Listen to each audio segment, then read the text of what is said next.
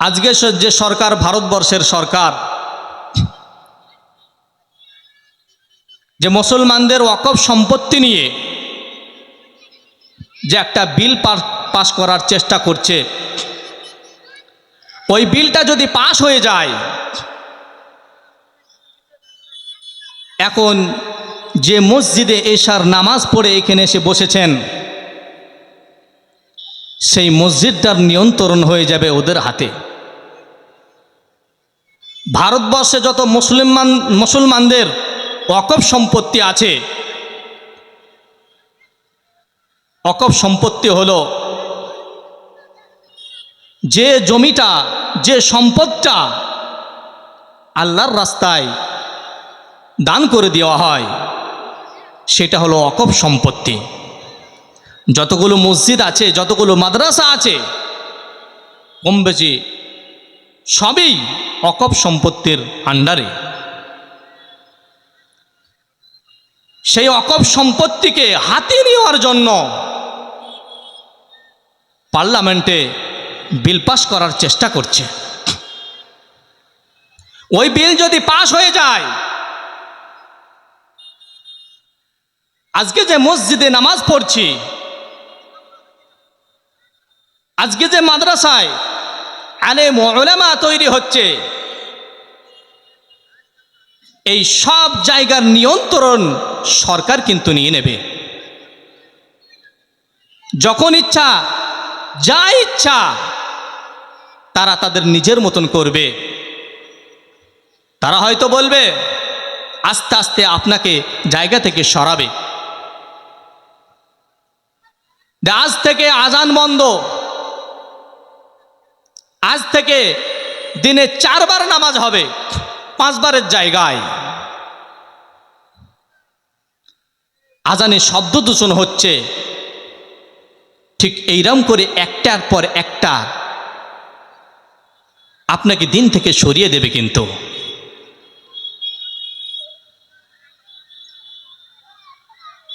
মুসলমান আজকে ঈমান হারা।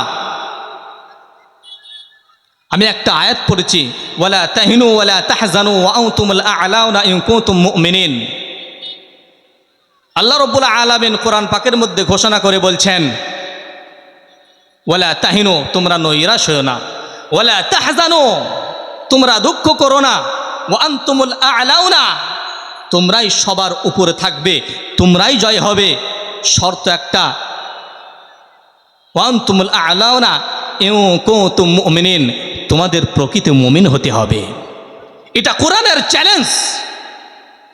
যদি আমার আর আপনার প্রকৃত ঈমান থাকে, বিশ্বের কোনো শক্তি নেই যা আপনার দিকে চোখ রাঙিয়ে তাকাবে। ইতিপূর্বে আজকে বিজেপি সরকার যে মুসলমানদের উপরে লাঞ্ছনা,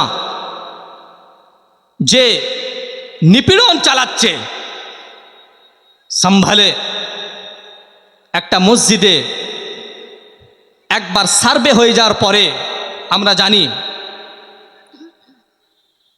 সব কমপ্লিট, সার্ভে কমপ্লিট, যে সব ঠিক আছে। তো এটাও জিজ্ঞাসা করা হয়েছে, আর সার্ভে লাগবে না, আর সার্ভে করতে হবে না। আবার দ্বিতীয়বার সার্ভে করলো কেন? প্রথমবারে দাঙ্গা বাঁধেনি, প্রথমবারে দাঙ্গা হয়নি। আসল উদ্দেশ্য হচ্ছে হিন্দু মুসলিমকে লড়িয়ে দেওয়া। প্রথমবারে দাঙ্গা হয়নি, সেই জন্য দ্বিতীয়বার আবার সার্ভে করতে হবে। সেই জন্য দ্বিতীয়বার আবার সার্ভে করে দাঙ্গা বাঁধিয়েছে। সেই দাঙ্গাতে যারা দেশের নিরাপত্তা বাহিনী, যারা পুলিশ প্রশাসন, যারা দাঙ্গা থামাবে, একে অপরের বিবাদকে, বিভাজনকে দূর করে দিয়ে একে অপরকে মিলিয়ে দেবে, তাদের দায়িত্ব হলো এটাই। তারা সীমানা পাহারা দেবে, আমরা তাদের গাড়ে ঘরে শান্তির সঙ্গে ঘুমাবো। সেই পুলিশ প্রশাসন যারা আমাদের আত্মরক্ষার জন্য যাদেরকে মাইনে দেওয়া হয় মাসের পর মাস, তারা স্বয়ং তারা 5 জন মুসলিম নওজোয়ানকে গুলি চালিয়েছে।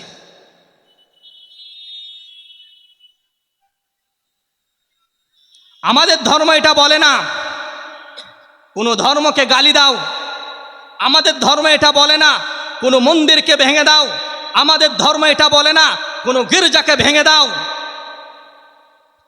নবীজি সাল্লাল্লাহু আলাইহি ওয়াসাল্লাম যখন মদিনা থেকে মক্কায় হজ করতে গিয়েছিলেন, সুলাহ হুদাইবিয়ার সময় নবীজি সাল্লাল্লাহু আলাইহি ওয়াসাল্লামকে মক্কায় যেতে দেওয়া হয়নি। হুজুর সাল্লাল্লাহু আলাইহি ওয়াসাল্লামকে বলা হলো এবছর হজ করা হবে না। নবীজি সাল্লাল্লাহু আলাইহি ওয়াসাল্লাম হজ না করে পুনরায় মদিনাতে ফিরে আসলে সাহাবাদেরকে নিয়ে। আমাদের ধর্মে এটা লেখা আছে আপনাকে আঘাত করা হয়েছে, আপনার মসজিদ ভাঙা হয়েছে, আপনাকে এই অনুমতি আমার ইসলাম দেয় না যে ওদের একটা মন্দির ভেঙে দাও, ওদের একটা গির্জা ভেঙে দাও। আমার ইসলাম এটা দেয় না, এর অনুমতি নেই। পারা নম্বর 6, পৃষ্ঠা নম্বর 5, সূরার নাম সূরা মাইদা। আল্লাহ রাব্বুল আলামিন কোরআন পাকের মধ্যে ঘোষণা করছেন, ওয়ালা ইয়াজরিমান্নাকুম শানাআনু কওমিন আও সাদ্দুকুম আনিল মাসজিদিল হারামি আন তা'তাদু ওয়া তাআওয়ানু আলাল বিররি ওয়াত তাকওয়া ওয়া লা তাআওয়ানু আলাল ইসমি ওয়াল উদওয়ান ওয়াত্তাকুল্লাহ ইন্নাল্লাহা শাদীদুল ইকাব। আল্লাহ রাব্বুল আলামিন কোরআন পাকের মধ্যে ঘোষণা করছেন, ওয়ালা ইয়াজরিমান্নাকুম শানাআনু কওমিন, ওই সম্প্রদায়ের শত্রুতা আপনাকে যেন উদ্বুদ্ধ না করে যারা আপনাদেরকে মসজিদ থেকে বাধা প্রদান করেছে, মসজিদে উঠতে দেয়নি, মসজিদে হারামে যেতে দেয়নি। এই কারণে যেন এই দুশ্মনের তোমাকে উদ্বুদ্ধ না করে যে তাদের ওপর সীমা লঙ্ঘন করে তাদের ওপর অত্যাচার করবে যখন তোমাদের ক্ষমতা আসবে। বলুন আলহামদুলিল্লাহ। আমার ধর্ম এ অনুমতি দেয় না। এই কারণেই যারা আজকে ভারতবর্ষের সরকার যে এই জ্ঞানবাপী এইখানে মন্দির ছিল, এই বাবরি মসজিদ, এইখানে রাম মন্দির ছিল, আমাদের ধর্মে এ অনুমতিই দেয় না যে মন্দির ভেঙে মসজিদ করতে হবে। যদি মন্দির ভেঙে মসজিদ হয় সেটাকে আমরা মসজিদ বলে গণ্য করি না। বলুন আলহামদুলিল্লাহ। সুতরাং মুসলমানরা মন্দির ভেঙে মসজিদ করতে পারে না। আমাকে ইসলাম এ অনুমতি দেয়নি। পারা নম্বর 7, সূরার নাম সূরা আনআম। ওয়ালা তাসাব্বুল্লাযীনা ইয়াদউনা মিন দুনিল্লাহি ফায়াসুব্বুল্লাহা আদওয়াম বিগাইরি ইলম। আল্লাহ রাব্বুল আলামিন কোরআন পাকের মধ্যে ঘোষণা করছে, ওয়ালা তাসুব্বুল্লাযীনা ইয়াদউনা, তোমরা ওই সমস্ত সম্প্রদায় ওদেরকে গালি দিও না, ওদেরকে মন্দ বলো না যারা আল্লাহ ছাড়া অন্য কাউকে প্রভু বলে আরাধনা করে, অন্য কাউকে প্রভু বলে পুজো করে, অন্য কাউকে প্রভু বলে ইবাদত করে। এটা আমার কোরআন আমাকে আর আপনাকে শিক্ষা দিয়েছে। আল্লাহ ছাড়া যারা অন্য কাউকে প্রভু বলে গণ্য করে, ওয়ালা তাসুব্বুল্লাযীনা, তাদেরকে গালি দিও না। কেন? ফায়াসুব্বুল্লাহা আদওয়াম বিগাইরি ইলম। যদি তাদেরকে গালি দাও তোমার আল্লাহকে তারা না জেনে না শুনে তোমার আল্লাহকে গালি দেবে। বলুন আলহামদুলিল্লাহ। আমার ইসলাম, আমার ধর্ম এটা অনুমতি দেয় না কোন ধর্মের কিঞ্চিত পরিমাণ আঘাত নিয়ে আসা। আর অন্য কোন ধর্মের যদি আপনি আঘাত নিয়ে আসেন আপনি পরিপূর্ণ মুসলমান নন, আপনি একজন জালেম। নবীজি সাল্লাল্লাহু আলাইহি ওয়াসাল্লাম বলেছেন, যে জুলুম করে, যে অত্যাচার করে সে পরিপূর্ণ মুসলমানই হতে পারে না। সুতরাং একজন মুসলমান মন্দির ভেঙে মসজিদ তৈরি করতে পারে না। আজ পৃথিবীতে ইনসাফ বলে কিছু নেই, ন্যায় বিচার বলে কিছু নেই, সত্য কথা বলার মানুষ নেই। সত্য সাক্ষী দেওয়ার মতন মানুষ নেই, অন্যায়ের প্রতিবাদ করার মতন মানুষ নেই পৃথিবীতে। যদি প্রকৃত এই মুমিন থাকতো, প্রকৃত ন্যায় বিচারক থাকতো, আজ পৃথিবীতে এইরকম অন্যায় অত্যাচার আর হতো না। মারুফুল কোরআনের তফসিরে লেখা আছে, পৃথিবীর যে প্রান্তেই হোক, যদি সেখানে ইনসাফ, ন্যায় বিচার, সুবিচার না থাকে, সেখানেই অশান্তির ঝড় বইবে। আজ গোটা বিশ্বে তাকিয়ে দেখুন, কোথায় ন্যায় বিচার আছে, কোথায় সুবিচার আছে। আপনার গ্রামে দেখুন, আপনার পাড়ায় দেখুন, আপনার পরিবারে দেখুন, আপনার গ্রামে দেখুন, কোথাও সত্য এবং কোথাও ন্যায় বিচার পাবে না। সে কারণেই আজকে কোথাও মানুষ শান্তিতে বসবাস করতে পারছে না। আমরা জানি সিরিয়াতে 54 বছর ধরে বাশার আল আসাদ, তার আব্বা হাফিজ আল, এই দুজন মিলে 54 বছর ধরে মুসলমানদের ওপর নিপীড়ন চালিয়েছে। 10 লাখ মানুষকে হত্যা করেছে বিনা অপরাধে। সিরিয়াতে এমন একটা জেল আছে, যে জেলটা হলো মাটির নিচে 3 তলা জেল। সেই জেলে যারা ঢোকে তারা দুনিয়ার সূর্যের আলো দেখতে পায় না।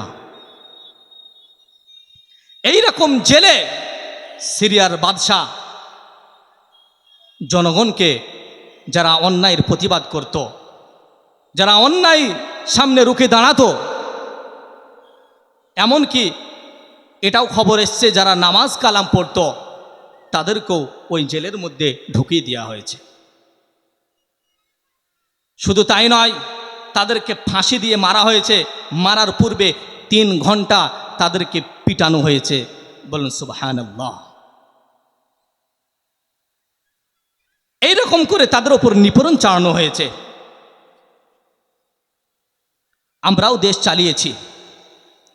আজকে যে অত্যাচার, আজকে যে অন্যায় হচ্ছে, ইতিপূর্বে অন্যায় হয়েছে।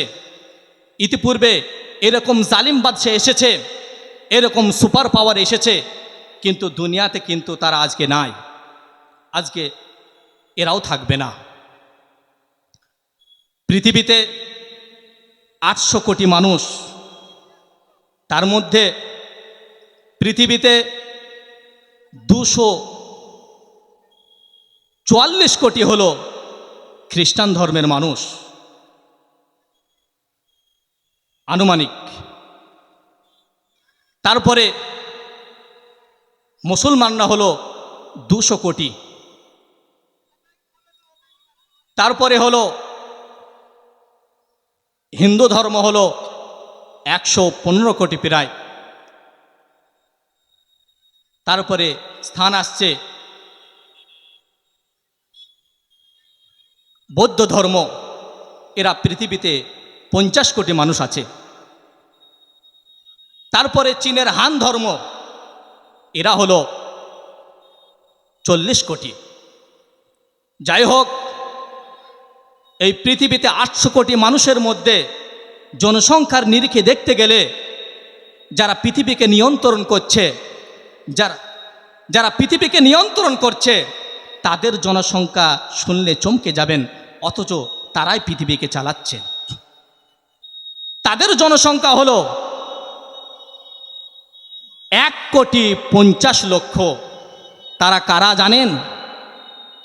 যারা বিশ্ব জুড়ে বিশ্বের মানুষকে অত্যাচার নিপীড়ন চালাচ্ছে, তারা হলো ইসরায়েলের ইহুদি। বলুন সুবহানাল্লাহ।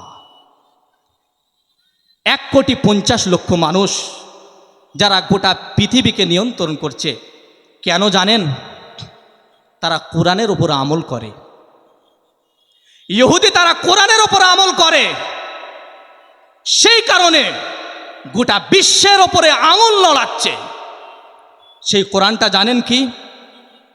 সেই আয়াতটা জানেন কি?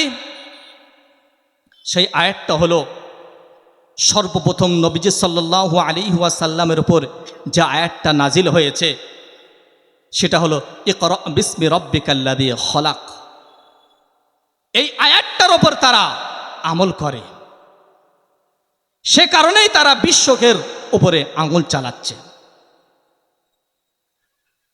ইকরা বিসমি রাব্বিকাল্লাযী খলাক, পড়ো তুমি তোমার প্রভুর নামে যে তোমাকে সৃষ্টি করেছে। এখানে কোনো নামাজের আয়াত নাজিল করনি, প্রথমে কোনো হজের আয়াত নাজিল করনি, যাকাত ফিতরার আয়াত নাজিল করনি। আল্লাহ রাব্বুল আলামিন সর্বপ্রথম যে আয়াতটা নাজিল করেছে, ইকরা, পড়াশোনা করো। আজকে ইহুদি বিশ্বের মধ্যে যে অক্সফোর্ড ইউনিভার্সিটি আছে আমরা জানি সকলেই, তারা আজকে বিশ্বের 1 নম্বর যে অক্সফোর্ড বিশ্ববিদ্যালয়, তারা আজকে অক্সফোর্ড বিশ্ববিদ্যালয় তৈরি করেছে। আজকে তারা শিক্ষার দিকে গোটা বিশ্বের ওপরে, আপনি যে মোবাইল চালান এটা তৈরি তাদের, এই যে চারিদিকে ক্যামেরা চালানো আছে এটা তৈরি তাদের। আপনি 1 সেকেন্ড মোবাইল ছাড়া লড়তে পারবেন না। এটা কার বদলে? ইকরা বিসমি রাব্বিকাল্লাযী খলাক। তারা পড়াশোনা করেছে, পড়াশোনার দিকে তারা এগিয়ে গেছে। আমরা মুসলমান, আমরা কোরআনের উপর আমল করতে পারি না। আমাদের কোরআন নিয়ে আমাদের উপর আঙুল চালাই। আমরা মুসলমান হতভাগা, আমরা কোরআনের উপর আমল করতে পারি না। নাজবুল হক সাহেব এসে গেছেন, বারবার বলছেন, কথা বহুত ছিল। হজরতজি এ সম্পর্কে খুব মূল্যবান কথা বলবেন। আজকে আমাদের সুবর্ণ সুযোগ, আমরা ওনার কাছ থেকে যে মুসলমানদের পরিস্থিতি, মুসলমানদের যে নিপীড়ন, মুসলমানরা যে ফুটবলের নয় ব্যবহার হচ্ছে, সেই বিষয়ে উনি আলোচনা করবেন। আলহামদুলিল্লাহ, আমরা সকলেই তেনার বক্তৃতা কান লাগিয়ে শ্রবণ করব। আল্লাহ রব্বুল আলামিন যেন আমাদেরকে তেনার কথা মতন চলার এবং জীবন যাপন করার যেন তৌফিক দান করেন। সকলে বলে আল্লাহুম্মা আমিন। আর আমি যেটা বোঝাতে গেলাম ওটা এরাই, ইকরা বিসমি রাব্বিকাল্লাযী খলাক। তোমরা পড়াশোনার দিকে এগিয়ে চলো। আরশাদ মাদানী সাহেব এক সময় পাকসার কাছে এসেছিলেন, তিনি এই ভাষণ দিয়েছিলেন, বাচ্চাদের পড়াশোনা করাও, যদি পড়াশোনা করাতে গিয়ে তোমাকে ভিক্ষে করতে হয় তবু অস্বীকার, তুমি তোমার বাচ্চাকে সুশিক্ষা দান করো। কেন? কোরআন আমাদের শিখিয়েছে, পড়ো তুমি তোমার প্রভুর নামে যে তোমাকে সৃষ্টি করেছে। তাই সময় লম্বা না নিয়ে হজরতকে বসিয়ে রেখে বলা খুবই আদবের খেলাফ। সময় থাকলে পরে ইনশাল্লাহ আবার কথা হবে।